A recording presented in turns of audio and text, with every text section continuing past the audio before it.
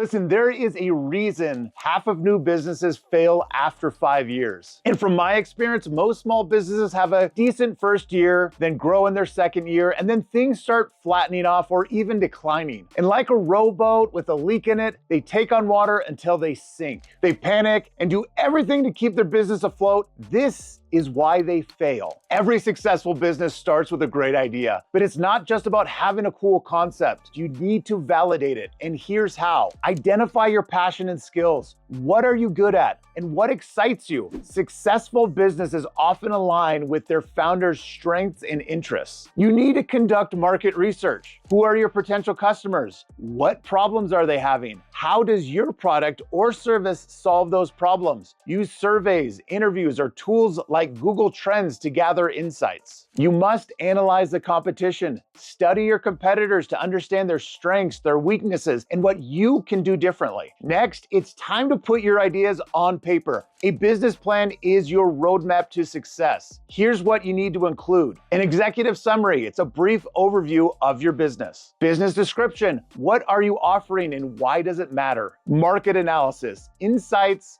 from your research. Organization and management. Who's on your team and what roles will they play? Products or services, details about what you're selling. Marketing and sales plan, how will you attract and retain your customers? Financial plan includes startup costs, revenue projections, and funding sources. Use templates like the SBA or business planning software to structure your plan. Don't spend too much time trying to perfect your business plan. I see potential entrepreneurs waste years trying to devise the perfect plan and never actually start their business. This only needs to be a basic outline, and the best way to perfect it is to actually do it. And if you're seriously thinking about starting your own business, go check out Unsexy Businessmen. Click on the link below. There we put together all the documents you'll need and a startup guide that would have saved me months of headache and time when I was starting my first business. I wish I would have had this when I first started. It would have saved me thousands of dollars. Now let's turn your plan into a reality. Here are the legal and logistical steps. Choose a business structure. Decide whether you'll be an LLC, sole proprietorship, partnership, or corporation. An LLC is a popular choice for its simplicity and liability protection. Next, you need to register your business. You need to choose a unique name, make sure that your business name is available for a website and that it's available to use in your state. Register your LLC in your state and obtain the necessary licenses or permits. Obtain your EIN.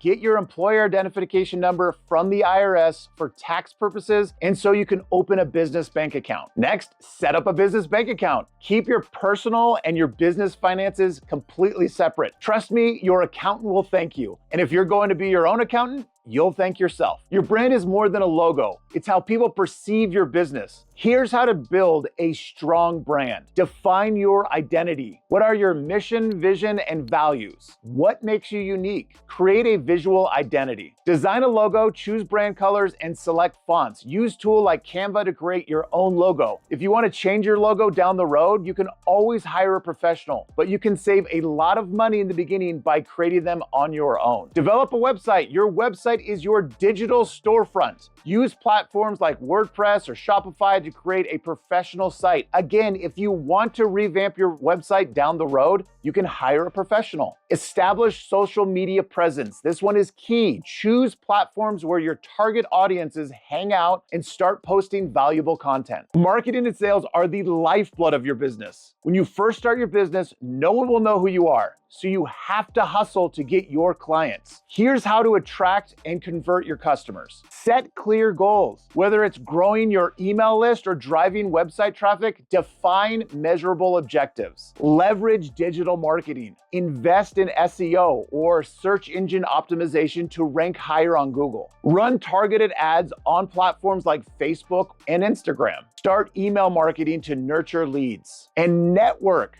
Attend industry events or join local business groups to connect with potential clients and partners. Refine your sales process. Develop a pitch that highlights your unique values. In the beginning, you'll need to be comfortable with being uncomfortable. If you're starting a business-to-business company, you'll need to be able to walk into different businesses and talk to strangers. I owned a very successful janitorial business, and in the beginning of my business, most of my day was spent walking into different companies and pitching my services. Embrace rejection and learn to refine your sales pitch from the no's you receive to the yeses. The harder your work, the luckier you will be. Focus on building relationships, not just closing deals. As your business grows, leadership becomes critical. Here are some tips. Set clear goals. Use the SMART framework: specific, measurable, achievable, relevant, time-bound. Build a strong team. Hire people who align with your values and invest in their growth. You have to lead by example. Show integrity, communicate effectively, and be open to feedback. Track progress. Use tools like OKRs, objective and key results, or KPIs, key performance indicators, to measure success. Once your business is up and running,